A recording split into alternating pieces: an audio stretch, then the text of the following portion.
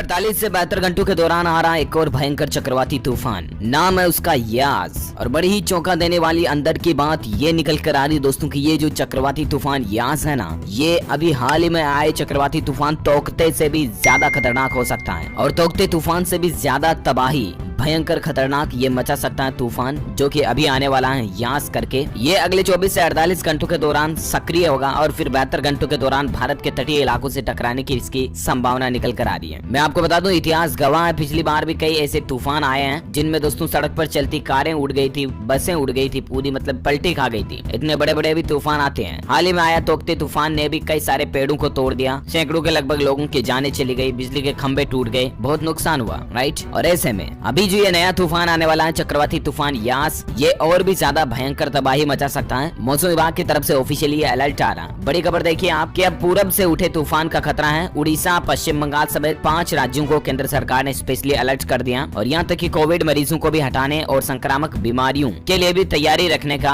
आदेश केंद्र सरकार की तरफ से जारी किया गया। यहाँ पर केंद्र सरकार ने 5 राज्यों को गाइडलाइंस जारी किए हैं। आप स्क्रीन पर देख सकते हैं अलग अलग पॉइंट्स कि कोविड और नॉन कोविड अस्पतालों से मरीजों की शिफ्टिंग को तैयार रखें क्योंकि तूफान कभी भी इतना भयंकर रूप लेकर आ सकता है। अस्पतालों में पावर, पानी और ईंधन का पर्याप्त बैकअप रखा जाए। लाइट जा सकती है और इसीलिए ऑक्सीजन वगैरह की कमी मरीजों में आ सकती है और इसीलिए मतलब जनरेटर वगैरह की सुविधा अस्पतालों में पर्याप्त रखें। डेंगू, मलेरिया, चेचक, सर्दी, खांसी जैसी बीमारी के लिए भी तैयार रहें क्योंकि तूफान के बाद आपको पता है जाहिर सी बात है 3-4 दिन तक लगातार बारिश होगी और उसके बाद मौसम बिगड़ेगा, माहौल बिगड़ेगा, मच्छर ज्यादा पनपेंगे, गीला होगा तो और इससे मलेरिया, चेचक होने की संभावना भी बढ़ जाती है। और इसीलिए भारत के नरेंद्र मोदी सरकार की तरफ से सभी राज्यों को इसके लिए भी अलर्ट रहने का नोटिस दिया गया है। तूफान के अलर्ट को देखते हुए सभी जरूरी दवाओं का स्टॉक भी जमा कर लेने के लिए कहा गया क्योंकि तूफान अगर 4-5 दिन तक लगातार रहा तो ट्रांसपोर्टेशन भी बंद हो जाएगा, यानी कि मालवाहक गाड़ियों का एक जगह से दूसरी जगह आना जाना अगर रुक गया, तूफान लगातार चालू रहा तो फिर दवाइयों की भी कमी आ सकती है। और इसीलिए सरकार का पहले से अलर्ट है कि अभी हमारे पास कुछ 24 से 48 घंटे हैं, तब तक दवाइयों का भी पूरा स्टॉक कर लें, है ना। तो ये तो तूफान को लेकर सरकार की तरफ से जो कुछ जरूरी गाइडलाइन और तैयारियां की जा रही है वो रही। लेकिन सबसे बड़ा सवाल ये है दोस्तों कि आखिर ये तूफान कौन से राज्य के तट से सबसे पहले टकराएगा और फिर अगले 48 से 72 घंटों के दौरान किन 5 राज्यों में सबसे भयंकर खतरा मंडरा रहा। तो चलिए जानते हैं आखिर की कौन कौन से 5 राज्यों पर ये तूफान सबसे पहले अपना कहर बरपाएगा। ये चीज आपको जरूर जान लेनी चाहिए ताकि अगर आप भी दोस्तों उन 5 राज्यों में रहते हैं ना तो आप अपने आप में पहले से ही सावधान रहें और आप अपने छोटे बच्चों को घर से बाहर ना जाने दें इस तूफान के मौसम में, माहौल में। चलिए कुछ और बड़ी खबरें हेडलाइंस न्यूज में आपको बता देता हूँ, फटाफट से देखिए कि केंद्र ने राज्यों से कहा कि चक्रवात यास से निपटने के लिए तत्काल कदम उठाए जाए। 24 मई को ये पूर्वी तट से टकराने की संभावना है। और एक बड़ी खबर देखिए दोस्तों की साइक्लोन यास बढ़ रहा भारत की तरफ। मौसम विभाग ने वेस्ट बंगाल के तट से टकराने को लेकर इसकी चेतावनी दी है। 23 से लेकर 26 मई के बीच ये कभी भी पश्चिम बंगाल के सुंदरवन के क्षेत्रों में दस्तक देगा, यानी कि अगले 24 से 48 घंटों के दौरान और 72 घंटों के दौरान तो एनी हाउ ये तूफान आ ही जाएगा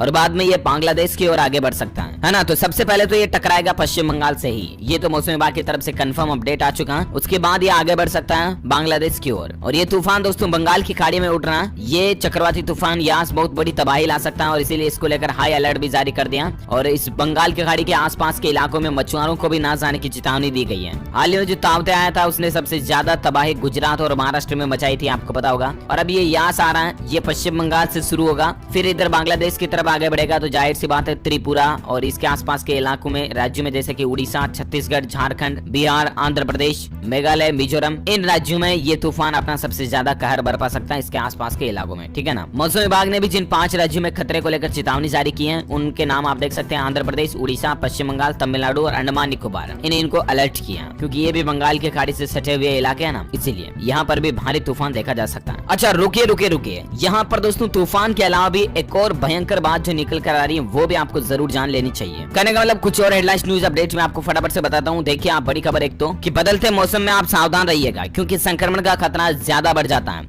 आजकल आपको पता होगा कि कोरोना महामारी तो चली रही है, इसके साथ साथ ब्लैक फंगस का खतरा भी बढ़ गया और ब्लैक फंगस को भी यहाँ तक कि केंद्र सरकार ने भी ऑफिशियली महामारी घोषित कर दिया। व्हाइट फंगस भी अब इस ब्लैक फंगस के साथ साथ और भी देखा जाना, यानी कि कोरोना के साथ साथ 2 और बड़ी बीमारियां अब हमें झेलनी पड़ेगी। और इसलिए अब जो ऋतु परिवर्तन होगी ना, इतने दिन गर्मी का सीजन चल रहा है और अब बारिश का मौसम आएगा तो इस सीजन परिवर्तन के दौरान बीमार होने की संभावना बढ़ जाती है और इसलिए मौसम में एकाएक परिवर्तन होने से बीमारियों की संभावना भी बढ़ गई है। कोरोना से जो लोग पहले डरे हुए थे वे अब बारिश होने से बुखार, खांसी, जुकाम और डायरिया आदि से संक्रमित हो सकते हैं। इनसे अगर आप जरा सी भी लापरवाही करते हैं, थोड़ी बहुत सावधानी नहीं बरतते हैं तो फिर लोग बीमार पड़ सकते हैं। और तमाम लोगों में ये चर्चा दोस्तों की बारिश होने से कोरोना का संक्रमण कम हो जाएगा, मगर मैं आपको बता दूं ऐसा कुछ भी नहीं है। हमारे जो भारत के वैज्ञानिक और डॉक्टर लोग ये बताते हैं कि बहुत सावधानी बरतने की जरूरत है, क्योंकि नमी होने से संक्रमण की संभावना और भी ज्यादा बढ़ सकती है। इसलिए मास्क लगा कर रहें, गुनगुना पानी पीते रहें और बाहर की चीजें बिल्कुल भी ना खाएं, ठीक है ना। ब्लैक फंगस का खतरा भी अब बढ़ रहा है और इस बारिश के मौसम में तो ब्लैक फंगस का खतरा और भी ज्यादा 10 गुना तक बढ़ जाता है। ये विशेषज्ञों की तरफ से चेतावनी निकल कर आ रही है। देखिए, आपके फिजिशियन डॉक्टर राकेश कुमार उपाध्याय ने कहा कि बारिश का मतलब ये नहीं कि मौसम सुहाना हो गया और बीमारियां दूर हो जाएंगी, बल्कि दोस्तों ऐसे मौसम में संक्रमण और बीमारियों का खतरा और भी कई गुना बढ़ जाता है। इस मौसम में ब्लैक फंगस भी 10x यानी 10 गुना बढ़ जाता है और इसीलिए ज्यादा सावधानी रखने की जरूरत है। तली भूली चीजें ना खाएं, बाहर की बाजार वगैरह की कोई चीजें आप ना खाएं आजकल, ठीक है ना। अच्छा, ये तो मौसम से जुड़ी कुछ आपकी हेल्थ से संबंधित इन्फॉर्मेशन थी जो आपके लिए जानना जरूरी था, इसलिए मैंने आपको बता दिया। अब यहाँ पर कुछ और वेदर अपडेट भी आ रहे हैं। देखिए, आपके झारखंड के कई जिलों में आज भी बारिश होने की चेतावनी है। झारखंड राज्य के अंदर यहाँ पर जिलों की लिस्ट दी हुई है। रांची, बोकारो, गुमला, हजारीबाग, खूंटी, रामगढ़ वगैरह इन इलाकों में आज भी बादल बन सकते हैं, ठीक है। इसके अलावा देखिए दोस्तों, दिल्ली में तेज हवाओं के साथ जोरदार बारिश हुई और 120 साल का रिकॉर्ड टूट गया। मतलब कि पिछले 100 सालों से भी ज्यादा सालों में इतनी बारिश इस मौसम के सीजन में कभी नहीं हुई जो अभी हो रही है। कल से ही राजधानी दिल्ली एनसीआर के मौसम में अचानक बदलाव देखने को मिला। तेज हवाएं और घने बादलों के साथ साथ राजधानी दिल्ली हल्की हल्की गीली ही रही। मतलब कि दिल्ली में हल्की हल्की बारिश होती ही रही। सुबह से हवाओं में ठंडक भी है। कई इलाकों में मूसलाधार बारिश की शुरुआत फिर से हो चुकी है। फिर रुक रुक कर बरसात होने लगी है। मौसम विभाग के वैज्ञानिक पहले ही दिल्ली एनसीआर में 20 से 25 किलोमीटर प्रति घंटे की रफ्तार से हवाएं चलने और राजधानी के आसपास के इलाकों में बारिश होने का अनुमान भी जाहिर कर चुके थे। और ठीक उसी तरह से मौसम पूर्वानुमान के मुताबिक कल से ही राजधानी दिल्ली जो है पूरी भीगी से है, गीली है। दिल्ली में लगातार बारिश हो रही है, मतलब कल से ही। और ये अभी जो मतलब कि